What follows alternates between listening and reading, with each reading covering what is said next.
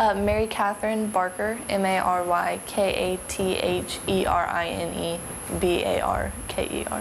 right, and you are a student at Hendrix College, is that right? Yes, I'm going to be a sophomore. Okay. And you are a youth ambassador. Yes, ma'am. Okay.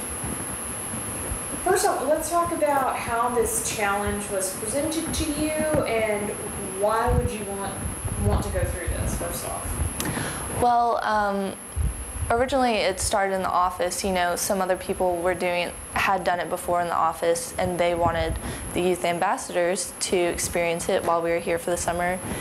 And I think doing the SNAP challenge is a good way, you know, to raise awareness about the problem of food insecurity in our state and across the nation. And it's a good way to put ourselves in the shoes of the people that we're helping. And, you know, although we will never be able to quite understand what they go through every day, since this is only a week for us, but it's a lifestyle for them. But I think it's a great way to raise awareness and get more people passionate about the problem.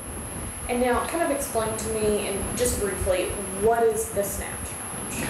The SNAP challenge is when you spend $4 a day for a week. We're doing 5 days, so $20 total, because $4 is the average amount of money that SNAP recipients get to eat, you know, per day. $4 for one person. Three meals? $4. 3 meals for $4.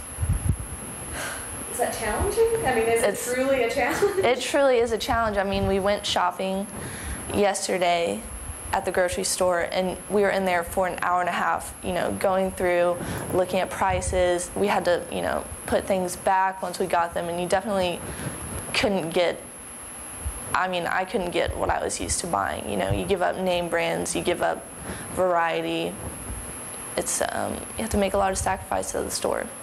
When we talk about, so name brands, some people say, well, that's not a big deal, I buy generic anyway. But there are some, I mean, are there some items that you just didn't realize when you're talking about you have $20 to spend, what portions that is? I mean, aside from, you know, a cut of filet mignon or something like that. I mean, the basics, milk, bread, I mean, do those all cost more, fresh fruits and vegetables? Are they more expensive than we initially think of when you're having to work on such a tight budget like that? Definitely. I think most people are used to going into the grocery store and picking out, you know, whatever they want, not really thinking about it. But people who receive SNAP benefits have to think about unit pricing, and, you know, typically fresh fruits and vegetables are more expensive than, you know, just buying a bag of chips or something like that. You know, it's hard to buy things that'll give you a nice variety, you know, a healthy diet. It's hard, and you don't think about it. So, I mean, were you able, did it take every cent of your money allotment, and what were you able to get? Well, SNAP recipients do not have to pay sales tax when they use their SNAP benefits at the store. So, you know, without sales tax, I think we added up to like right under, I went shopping with my mom actually because she was doing the challenge with me. So we had $40 total, and we ended up like $39.50 probably, you know, and we bought spaghetti, some like meat that was about to expire that day because that's typically on sale. So, you know, people are buying this about to expire meat, and you have to freeze it or cook it that day. We bought some oatmeal, bought some peaches because they're in season. You know, it's just, you really have to go through and look at everything, and you have to put things back, and it's really tough when you're in the store to think about. Is it stressful? Definitely. I mean, most people don't have an hour and a half to dedicate to going into the store. You know, they have families, they have kids, and they have work, and they have places to be, and you have to run in there in 20 minutes and, you know, buy whatever's cheapest. And that's typically not going to be the healthiest thing, or it's going to be a lot harder than you think it is, you know.